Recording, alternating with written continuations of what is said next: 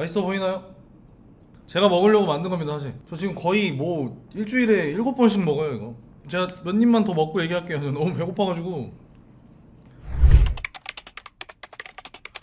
러프하게 모두에게 해당되는 답변 드릴게요. 이게 진짜 중요해요. 정말 중요합니다. 대부분 다 이 관점으로 바라봐야 돼요. 저탄수가 문제가 아니다. 인슐린 저항성이 문제다. 이게 중요한 거예요. 혈당이 높다. 근데 에너지가 부족하다. 이 각각의 것이 각각 다른 문제를 야기합니다. 혈당이 높다. 살이 찌죠. 잉여혈당이 생기기 때문에 인슐린이 그거를 지방으로 바꿔버립니다. 혈당이 높다. 혈관 건강이 망가진다. 우리 혈액검사에서 콜레스테롤 수치 보잖아요. LDL, HDL 막 이런 거 보는데 대부분 다 LDL이 높으면 나쁘다고 해요. 근데 사실 LDL은 죄가 없습니다. LDL이 나쁜 게 아니에요. LDL이 왜 높게 나오느냐를 봐야 돼요. 왜 높게 나오느냐? 탄수화물 때문입니다. 당 때문이에요, 당. 그래서 결국에 근본적인 문제를 해결하려면 저탄수를 해야 됩니다. 근데 저탄수를 했더니 부작용이 생기잖아요. 왜 그러냐? 인슐린 저항성이 문제다. 얘가 부작용을 만드는 거지 얘는 죄가 없어요. 자, 예컨대 뭐 부작용이 무기력증, 탈모, 무월경이라는 부작용이 있다고 칩시다. 인슐린 저항성은 혈당이 높은데 몸에는 에너지가 없다는 거잖아요. 당 대사만 해왔기 때문에 지방 대사를 잘 못한다. 이 상태에서 당을 줄이면 우리 몸은 에너지가 부족하다고 느낀다. 왜? 지방 대사를 못하는데 에너지원은 당과 지방 두 가지잖아요. 근데 지방 대사를 못하는데 유일한 에너지인 당을 줄이니까 에너지가 부족해. 에너지가 부족하면 어떻게 돼요? non-vital. 뭐냐면 생명에 직접적이지 않은 요소를 써버린다. 생식기능, 머리카락 이런 거죠. 그래서 이제 인슐린 저항성이 심한 사람이 저탄수를 하면은 처음에 이런 부작용이 오는 거예요. 그래서 그럼 어떻게 해야 돼? 그럼 저탄수 하면 안 되나? 해야 된다. 단 부작용이 나오지 않을 정도로 마일드하게 시작해야 한다. 근본적인 문제를 해결하지 않으면 인슐린 저항성도 그대로, 부작용도 후에 그대로 나타난다. 이렇게 생각해야 돼요. 우린 항상 본질로 직행을 해야 됩니다. 정면 돌파 말고는 답이 없어요. 이정제로 크로 맞추면 칼로리가 부족한데 정제를 섞어야 하나요? 섞지 마세요. 제1원칙, 아니 0원칙은 자연식입니다. 다른 방법을 찾는 게 좋아요. 정제식품은 그냥 안 쓰는 거라고 생각을 하셔야 됩니다. 물론 더티키토 하는 분들 막 소세지 먹고 하는데 웬만하면은 이정제로 가야 됩니다.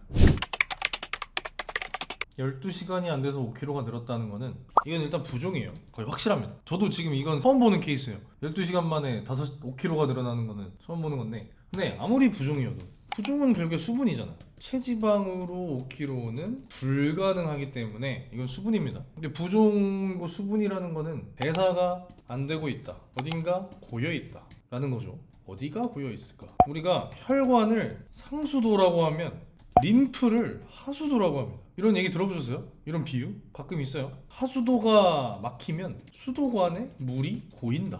림프의 문제가 아닐까 라는 추측을 한번 해봅니다. 그리고 제가 생각할 때는 5kg가 늘어난다는 거는 체중이 지금 굉장히 상당히 높은 분일 확률이 높아요. 아무리 해도 수로 5kg? 이거는 쉽지 않을 것 같은데. 아니면은 너무 많이 빼가지고 몸에 수분도 싹 날라가서 지금 이렇게 된 건지 뭐 여러 가지 변수가 있겠죠. 저는 요거로 생각합니다. 근데 지금 데이터가 없기 때문에 정확한 답은 내릴 수 없겠죠. 이틀 동안 1일 1식인데 곱창만 먹었대, 저녁으로. 근데 여기에 아침으로는 방탄커피. 힘이 하나도 없고 어지러워서 일반식 먹음. 남들은 머리도 맑다는데 난 왜? 결국 아까 얘기했던 거랑 똑같아요. 인슐린 저항성입니다. 인슐린 저항성이 있으면은 당대사에 익숙, 지방대사 잘 못함, 당을 끊으니 에너지가 부족함, 당연히 힘이 없죠. 그럼에도 불구하고 저탄수는 해야 한다. 인슐린 저항성 개선이 근본적인 해결책이기 때문. 근데 이렇게 먹으면 안 되죠. 여성분으로 추정됩니다. 순탄수 70에서 100 정도로 시작. 탄단지 2, 3으로 시도해 보세요. 해보고 몸의 상태를 본 뒤 조금씩 조절해 보시죠.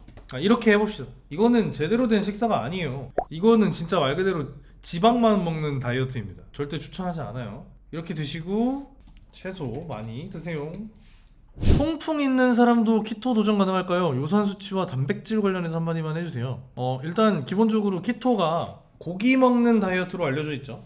고기만 먹는 다이어트라고 알려져 있는데 따지고 보면 딱히 고단백 식단이 아닙니다. 정석 127이죠, 탄단지. 여성 입문 탄단지 235 보통 이래요. 보통 헬스인들의 매크로 442 정도 됩니다. 그리고 다이어트 할 때는 352로 가요.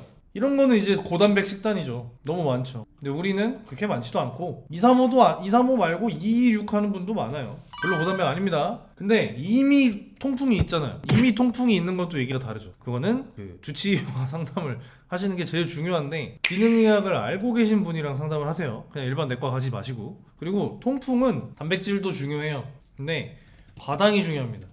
과당이 통풍 유발해요. 과일 줄이셔야 돼요. 과일. 굳이 설명하면 막 ATP, ADP, AMP, IMP 이런 게 있어요. 이게 에너지원이죠. ATP가. 이게 뭐냐면 A는 아데노신, TP는 P가 3개라는 뜻입니다. 그래서 이걸 3인산기라고 불러요. T가 트리플이잖아요. 트리플. 근데 ADP는 뭐야? D는 더블이라고 생각하면 돼요. 그래서 P가 2개야. 2개. 보통 이 P가 3개에서 2개가 되면서 에너지가 빵 나오거든요. 그래서 우리가 이렇게 움직일 수 있는 거예요. 근데 이 ATP에서 ADP까지 가는 데는 이제 적당한 속도가 있어요. 적정 속도. 속도가 적정할 때는 에너지가 잘 나오는데, P가 빠지는 속도가 너무 빨라 버리면은 ATP에서 갑자기 막 AMP까지 가버려요.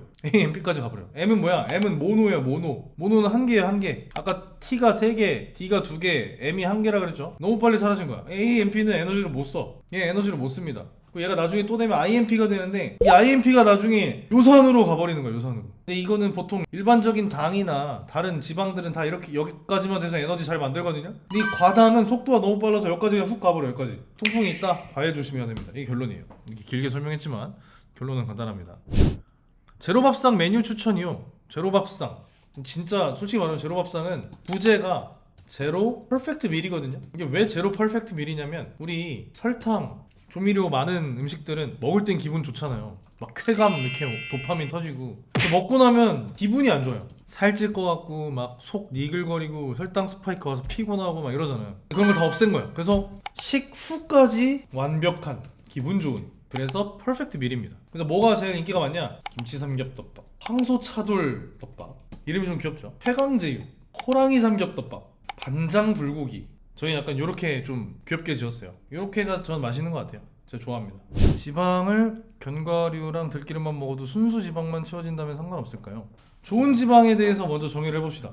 좋은 지방은 자연 상태 그대로의 지방이겠죠. 대표적인 예로 육류와 생선에 있는 포화지방이 있습니다. 전 얘네가 1티어라고 생각해요. 1티어. 그냥 제일 좋습니다. 견과류도 자연 상태 아닌가요? 맞죠? 탄수화물이 너무 많아요. 근데 견과류로 채우려고 하면은 탄수화물도 엄청 많이 먹게 될 겁니다. 필연적으로. 제 생각에는 3티어. 2티어는 뭐냐? 냉압착 방식으로 만든 식물성 지방, 코코넛 오일 이런 건 뺀 거예요. 그건 좀 식재료로 많이 쓰는 건 아니니까. 얘가 이제 올리브유, 아보카도유, 들기름. 항상 추천하는 요 3가지죠. 답이 뭐냐? 견과류와 들기름으로만 채우는 거 어떻게 생각하시나요? 별로라고 생각합니다. 그래서 육류와 생선을 주로 먹고 3티어 빼고 2티어를 보충하는 게 어떤가 생각을 합니다. 물론 버터도 여기 있죠. 저탄고지 반단중, 피검사했더니 콜레스테롤이 224, LDL이 161. 킵 고잉 해도 되느냐? 제 라이브를 몇 번 보신 분들은 어떻게 답할지 예상을 하실 건데, 그거랑 똑같이 할 거예요. 지금 이 질문을 하는 이유는 콜레스테롤 224가 높다라고 생각을 하시는 거겠죠. 이제 보편적인 수치에서는 높다고 볼 수 있어요. 근데 중요한 거는 이 콜레스테롤 224가 높아진 건지 낮아진 건지 우리는 알 수 없습니다. 왜냐? 이전 데이터 없으니까.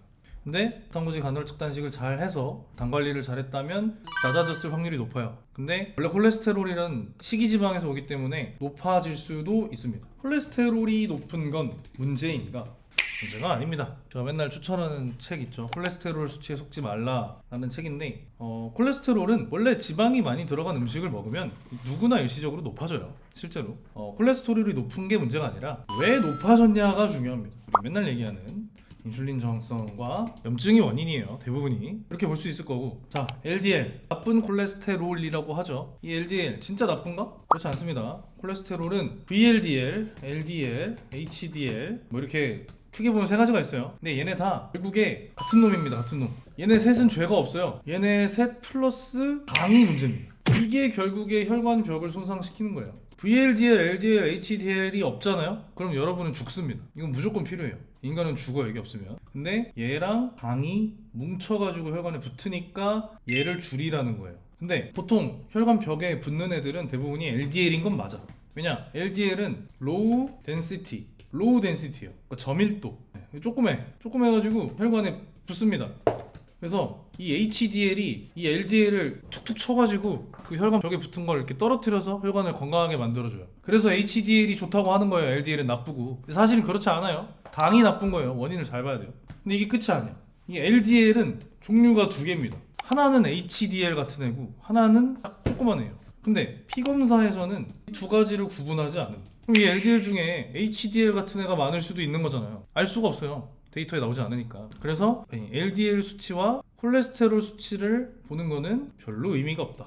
그럼 뭘 봐야 되느냐? 무조건 좋은 애, 무조건 나쁜 애, 얘네만 보면 된다. 무조건 좋은 애 누구죠? HDL이에요. 무조건 나쁜 애 누구죠? 중성지방입니다. 얘가 높으면 안 좋고요, 얘가 높으면 좋습니다. 얘 두 개만 보세요. 나머지는 우리가 봐봤자 큰 의미가 없습니다. LDL, 콜레스테롤 이런 뭐냐면 체중 같은 거예요. 체중. 근육이 많아, 체중 높죠. 지방이 많아, 체중 높지. 체중만 보면 알 수 있나요? 저는 175에 80kg입니다. BMI 기준 비만이에요. 근데 비만인가요? 아니죠. 콜레스테롤은 체중 같은 겁니다. 볼 필요가 없어요. 아무튼 진짜 너무 급하거나 궁금하면 저희 메일로 남겨주시면 제가 답변 길게 드리니까 일로 메일을 남겨주시기 바랍니다. 고생 많으셨습니다. 들어가겠습니다.